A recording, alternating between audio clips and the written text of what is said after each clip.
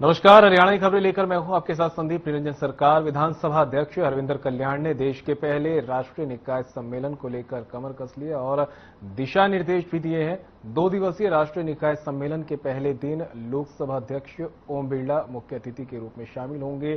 CM Nayab Singh Saini की गरिमामयी उपस्थिति में चंडीगढ़ में राष्ट्रीय निकाय सम्मेलन का आगाज होगा। देश के पहले राष्ट्रीय शहरी निकाय स्थानीय निकाय सम्मेलन की तैयारियों के अंतिम रूप ले लिया है। बुधवार को हरियाणा विधानसभा अध्यक्ष हरविंदर कल्याण ने मानेसर स्थित आईकेट में अधिकारियों को दिशा निर्देश दिए। राष्ट्रीय सम्मेलन को यादगार बनाने की बात कही। इस अवसर पर कल्याण ने कहा कि विधायिका केवल कानून बनाने का माध्यम नहीं बल्कि लोकतंत्र की आत्मा है। स्थानीय निकायों को और ज्यादा उत्तरदायी बनाने से लोकतंत्र की जड़ें और गहरी होगी।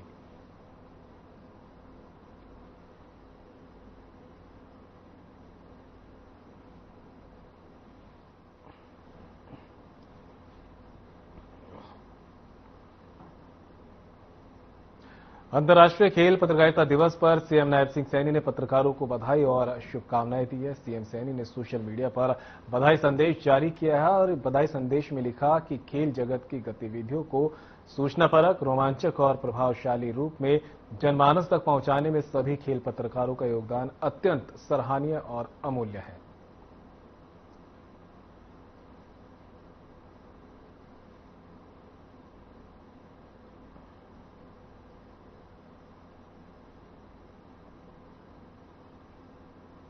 चंडीगढ़ में सीएम नायब सिंह सैनी ने मानसून के मद्देनजर प्रदेश भर में जल निकासी से संबंधित तैयारियों को लेकर समीक्षा बैठक की। बैठक में सीएम सैनी ने अधिकारियों को जल निकासी की व्यवस्था पुख्ता करने के निर्देश दिए। साथ ही ये भी कहा कि जिलों में उपलब्ध पंप सेट का डेटा को जुटाया जाए।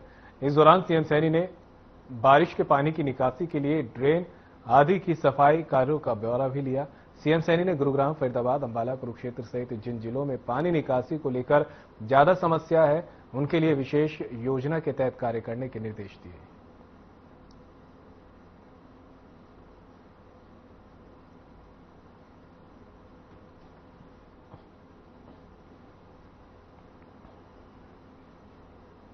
जलभराव और कॉमन एंट्रेंस टेस्ट सीईटी को लेकर बैठक आयोजित की गई। बैठक के बाद मुख्यमंत्री के मीडिया सलाहकार परवीन अत्रे ने जानकारी दी।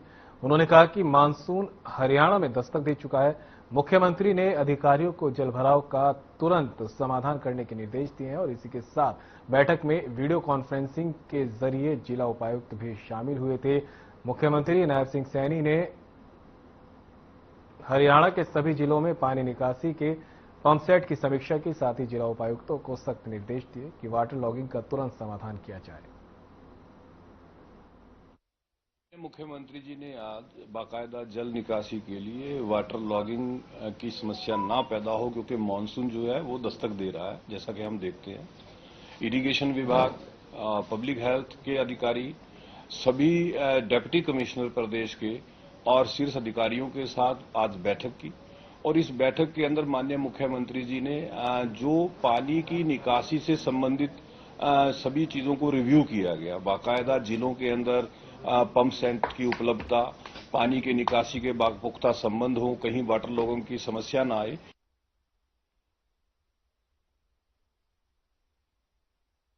हरियाणा के कृषि मंत्री श्याम सिंह राणा का बयान सामने आया है। उन्होंने कहा कि धान की बिजाई 15 जुलाई तक हो जाएगी। मानसून में अच्छी बारिश हुई है, प्रदेश में कोई दिक्कत नहीं है, बिजली भी पूरी है। समय से पहले मानसून आने से किसानों को फायदा होगा। इस बार धान की बंपर फसल होगी। मंत्री राणा ने कहा कि बारिश ज्यादा होने से कहीं न कहीं नुकसान होता है। हिमाचल प्रदेश में बादल फटने से इसका नुकसान हुआ है। उन्होंने और क्या कुछ कहा है वो भी आपको सुनाते हैं। धान की तो पूरी बिजाई होगी, जितना भी है ना सारा हमारा एरिया जी, सारे में होती है धान की फसल जी। वो तकरीबन मानसून आने के बाद किसानों ने पहले से तैयारी कर रखी पूरी जी। हमारे खेत के यहाँ पूरी तैयारी होती है धान की और हम धान की फसल को और 15 तक हम पूरी कर लेंगे। 15 तक सारी जो इसमें लास्ट जो हमारी धान होता है वो बासमती होता है ये लास्ट में। अब जनरल की उसके बाद बासमती हो जाएगी। इसमें हमारे को कोई दिक्कत नहीं आती। अच्छी मानसून है, अच्छी बारिश हुई, हमारे पानी की कोई दिक्कत नहीं है, बिजली भी अच्छी चल रही है और धान अच्छा होगा।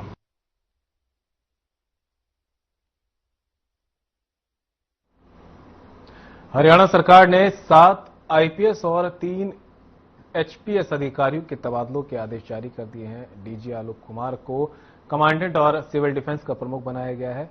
आईपीएस राकेश आर्या को राज्य अपराध ब्यूरो की नई जिम्मेदारी दी गई है। सतीश बालन को एसटीएफ का नया प्रमुख नियुक्त किया गया है और उन्हें आईजी सेल प्रिजन का अतिरिक्त प्रभार भी सौंपा गया है। अशोक कुमार सुनारिया को पुलिस ट्रेनिंग सेंटर का प्रमुख बनाया गया है। सिमरदीप सिंह को हरियाणा का आईजी लॉ एंड ऑर्डर नियुक्त किया गया है। मनीष चौधरी को कमांडेंट और रेलवे का अतिरिक्त प्रभार मिला है, जबकि नाजनीन भसीन को रेवाड़ी साउथ पुलिस रेंज का आईजी बनाया गया है। एचपीएस अधिकारी में भारती डबास को एंटी करप्शन ब्यूरो में पुलिस अधीक्षक नियुक्त किया गया है। अनिल कुमार को डीसीपी गोहाना की जिम्मेदारी मिली है और डीएसपी तान्या को हरियाणा ह्यूमन राइट्स में नियुक्त किया गया है। तबादलों के आदेश तुरंत प्रभाव से लागू होंगे।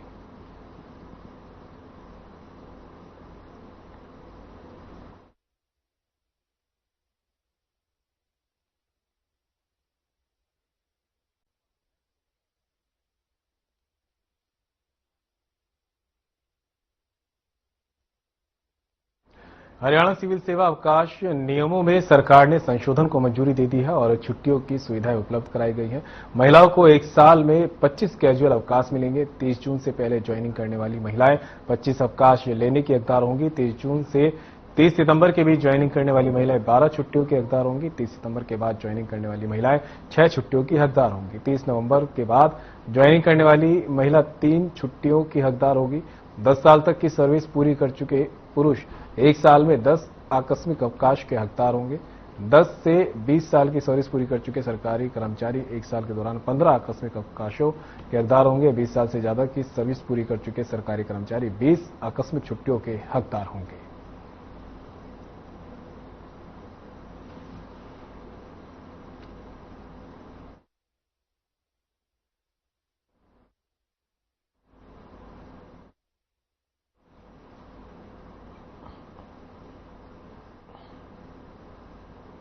भिवानी के घंटाघर चौक स्थित पंडित नेकीराम शर्मा चौक के जीर्णोद्धार करने की मांग को लेकर बुधवार को धरना प्रदर्शन किया गया। इस दौरान भिवानी व्यापार मंडल के प्रधान एवं ब्राह्मण सेना के प्रदेश अध्यक्ष जेपी कौशिक ने अर्धनग्न होकर धरना दिया। साथ ही कहा कि जब तक उनकी मांग को पूरा नहीं किया जाता तब तक विरोध प्रदर्शन जारी रहेंगे। एडवोकेट अजय हलुवासिया ने कहा कि ऐसे छोटे छोटे कामों के लिए धरना प्रदर्शन करना पड़ेगा तो बीजेपी सरकार क्या करेगी। आज नीचे से ऊपर तक सभी बीजेपी का है, अगर चाहे तो कानून बनवा सकते हैं। एक तरफ बीजेपी सरकार महापुरुषों की जयंती मना रही है और बड़ी बड़ी बातें कर रही है, दूसरी तरफ स्वतंत्रता सेनानी पंडित नेकीराम शर्मा के मान सम्मान में जो चौक बनाया था उसकी देखभाल नहीं कर पा रही है। इसलिए ऐसी सरकार को इस्तीफा दे देना चाहिए।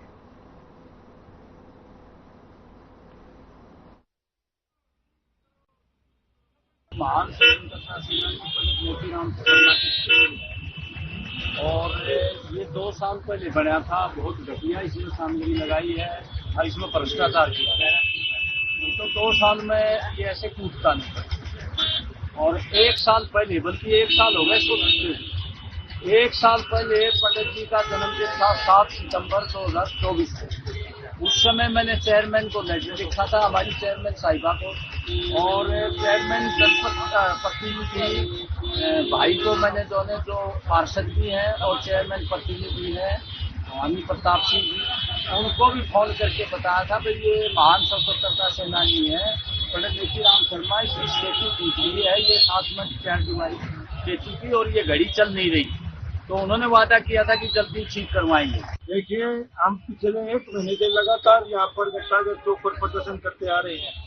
हमारे स्वतंत्रता सेनानी पंडित नेकीराम शर्मा जी का चौक है और ये घंटाघर चौक हमारे शहर की आन और बान शान है।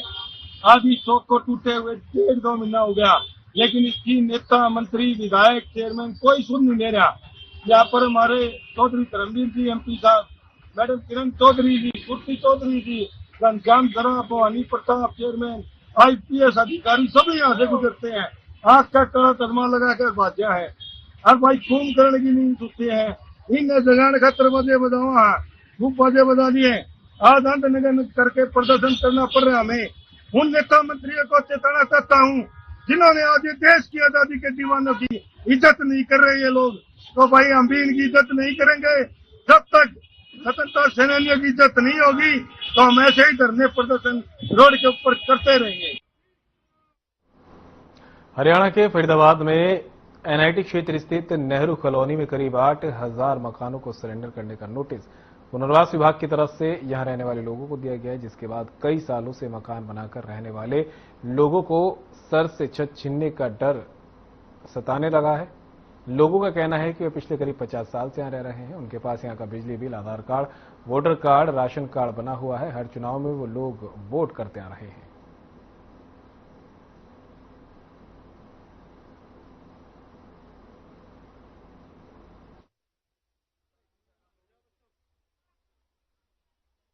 मेरा नाम सहदेव सिंह।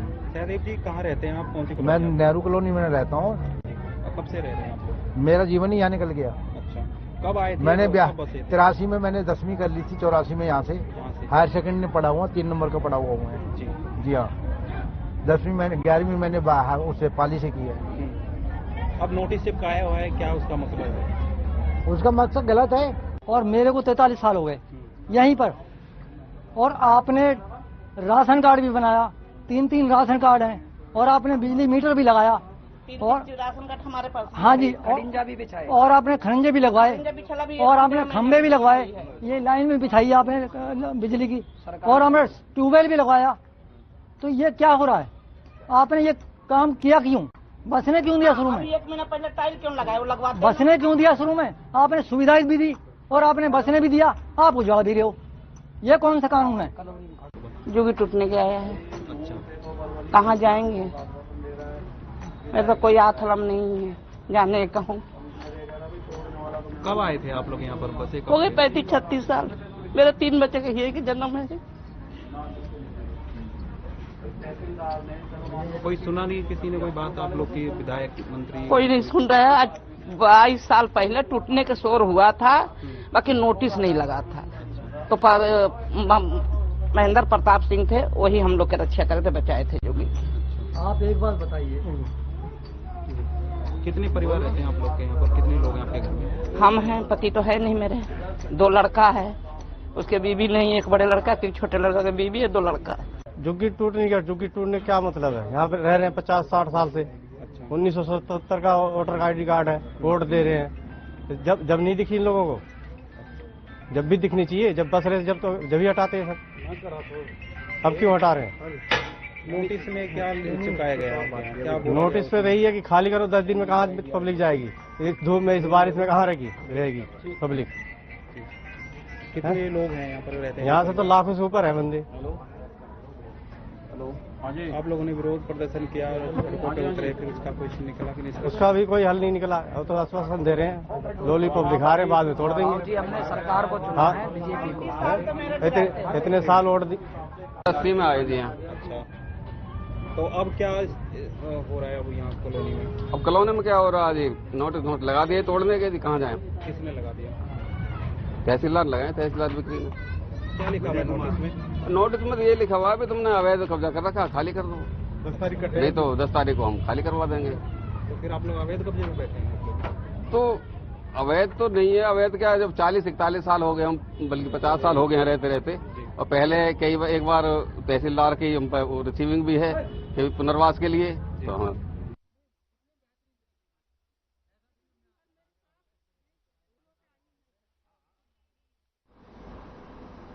शिवजी का पवित्र महीना सावन आने वाला है। 11 जुलाई से शुरू होने वाला है। इसी के चलते कांवड़ यात्रियों का टोला अभी से ही हरिद्वार की ओर निकलना शुरू हो गया है, जिसको लेकर बल्लभगढ़ बस डिपो ने अभी तक 2 बसें चला रखी है, जिसमें से एक का समय सुबह 5:30 और दूसरी का समय शाम 8:30 का है, जिसका किराया 390 है।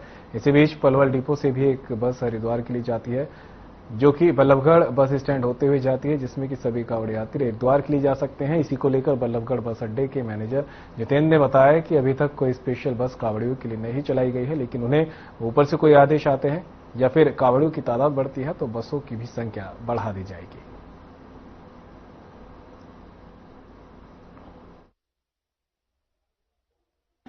सुविधा बस ऐसा ही है, पहले 11:30 थी, आज 1 घंटे लेट है।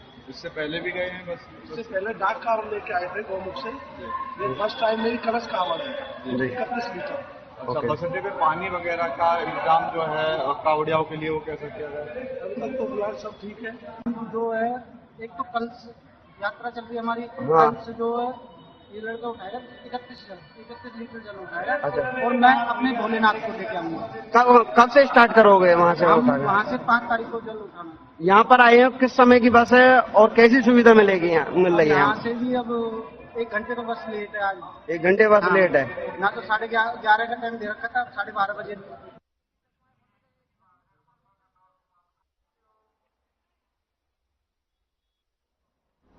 खबर सिरसा से है, जहां O2 हेड में पानी आ गया है। ये इस सीजन का पहला बरसाती पानी है जो अब O2 से लगती सभी माइनर में छोड़ा जाएगा। इससे आसपास के गांवों में सिंचाई पानी की आपूर्ति होगी। ऐसे में किसानों को भी फायदा होगा।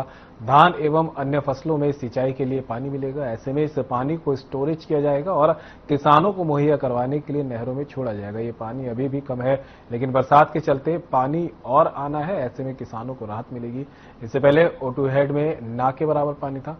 उन्होंने कहा कि इसको लेकर किसानों की भी लंबे समय से मांग थी।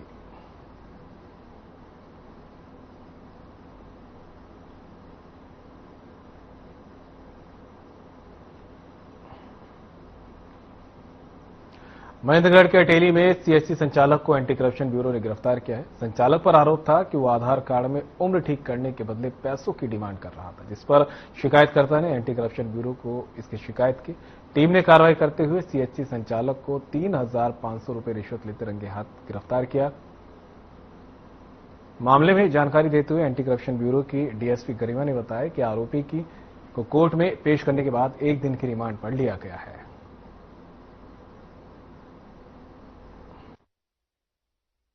ये सीएचसी सेंटर संचालक जो है, हमारे जो कंप्लेनेंट है, उनकी मदर के आधार कार्ड में करप्शन के नाम पे और उससे 3500 रुपए रिश्वत लेते हुए रेड हैंडेड अरेस्ट किया गया है और इसका माननीय न्यायालय से 1 दिन का रिमांड लिया गया है। आरोपी राजवीर है और यही लोकल गांव का ही रहने वाला है। मैं DSP Garima, anti corruption bureau Gurgaon.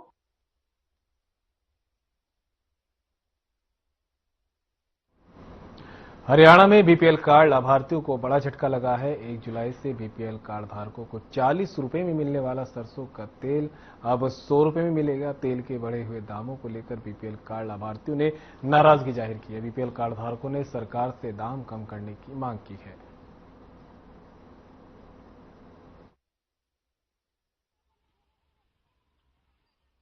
कौन सा कार्ड है आपका? मेरा बीपीएल है। क्या क्या मिलता है इसमें?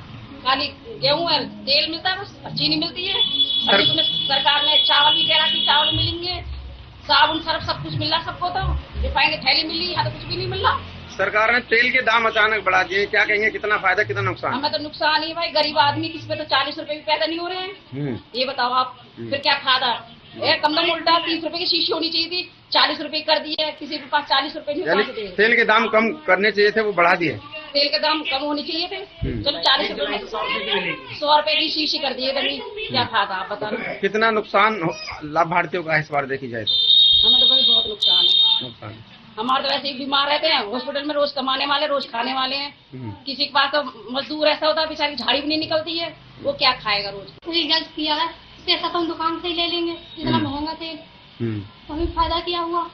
जो तेल पहले 40 रुपए का 2 लीटर की बोतल मिलती थी, अब आपको 100 रुपए की मिलेगी। तो हमें फायदा क्या हो रहा है उससे? कार्ड बनाए आए तो हमें कुछ फायदा तो होना चाहिए इसके लिए। इससे अच्छा हम दुकान से ही ले लेंगे। कौन सा कार्ड है आपका? बीपीएल का। BPL card? हाँ, बीपीएल का।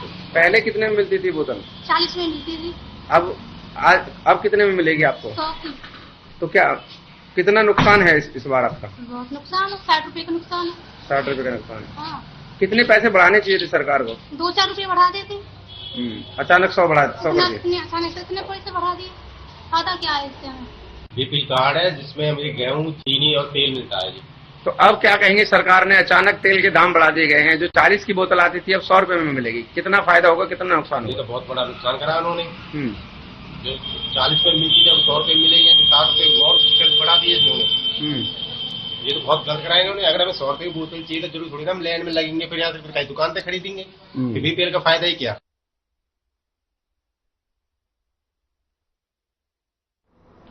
12 जून को महेंद्रगढ़ के लघु सचिवालय में जिला उपायुक्त डॉक्टर विवेक भारती के सामने पंचायत विभाग से जुड़ी शिकायत आई तो बीडीपीओ मौके पर मौजूद नहीं थे। विभाग के एक अन्य कर्मचारी ने रास्ते में होने का हवाला दिया, जिस पर उपायुक्त नाराज हो गए थे और उन्होंने तत्काल बीडीपीओ को बुलाने के निर्देश दिए। साथ ही अन्य अधिकारियों को भी चेताया था कि भविष्य में सभी समय पर उपस्थित रहे। वहीं बीती रात हरियाणा सरकार के निर्देशानुसार महेंद्रगढ़ जिले के गांव बाकली में रात्रि ठहराव जनसंवाद कार्यक्रम आयोजित किया गया। इस दौरान उपायुक्त डॉक्टर विवेक भारती गांव वासियों की समस्या सुन रहे थे। गांव के अशोक नाम के व्यक्ति ने शिकायत करते हुए समस्या बताई कि गंदे पानी के नालों पर ढक्कन नहीं लगे हैं, जिससे बदबू और बीमारियां फैलने का खतरा बना रहता है।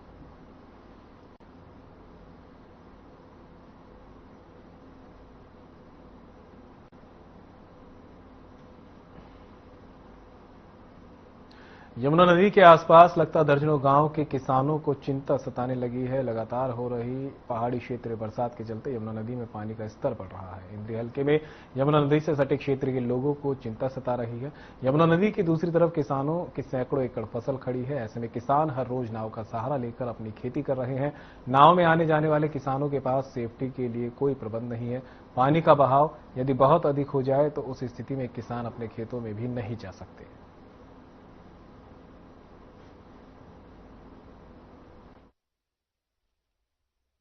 देखिए, यमुना में ब्याल पानी नियंत्रित में, लेकिन लगातार पीछे ऊपरी पहाड़ी इलाकों में बरसात जारी है, जिसकी वजह से यमुना का जलस्तर पहले से काफी बढ़ा है, लेकिन बाढ़ की स्थिति अभी नियंत्रित है।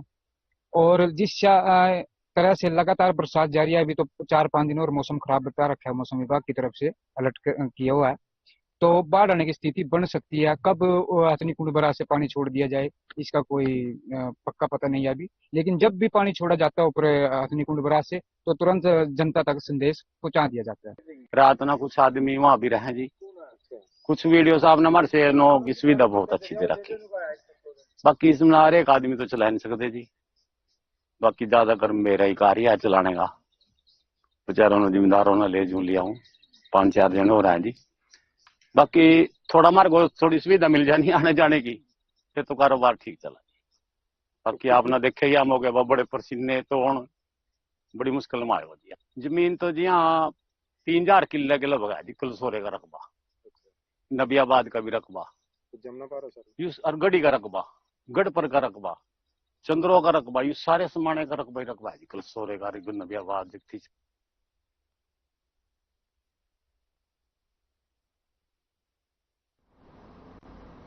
और बुलेटिन में फिलहाल मेरे साथ इतना ही। दीजिए इजाजत, नमस्कार।